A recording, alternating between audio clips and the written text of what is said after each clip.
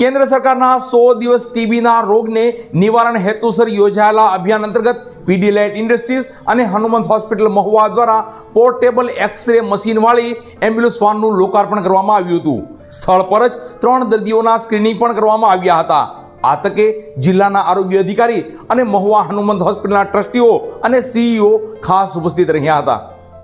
કેન્દ્ર સરકાર દ્વારા 100 દિવસ માટે ટીબી રોગના નિવારણ હેતુ યોજેલા અભિયાન અંતર્ગત આજરોજ ભાવનગર કલેક્ટર શ્રી આર.કે. મહેતા સાહેબ દ્વારા ટીબી રોગને લઈ સમાજમાં સમજણ વધે તથા દર્દીઓની સ્થળ પર જ એક્સ-રે તથા જરૂરી માર્ગદર્શન મળી રહે અને બીમારીની ચોક્કસ ઓળખ થઈ શકે તેવા હેતુથી જનજાગૃતિ માટે વાનને લીલી ઝંડી આપી પ્રસ્થાન કરાવેલ.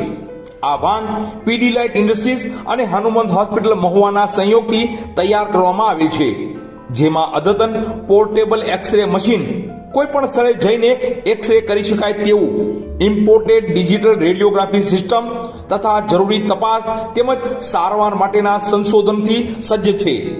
આ એમ્બ્યુલન્સ વાનના પ્રસ્થાન સમયે Pidilite industries CSR vice Shri doctor P K. Shukla, senior vice president CSR, Hanumant હોસ્પિટલના CEO ડોક્ટર ચિંતન શનેશ્વરા, હનુમંત હોસ્પિટલના trustee Shri doctor K D. Parekh, Hanumant હોસ્પિટલના કાયમી પલ્મોલોજીસ્ટ ડોક્ટર બકુલ કળસરિયા, હનુમંત હોસ્પિટલની ટીમ, જિલ્લા આરોગ્ય અધિકારી શ્રી ચંદ્રમણી કુમાર તથા જિલ્લાની ટીમ ખાસ ઉપસ્થિત રહેલ.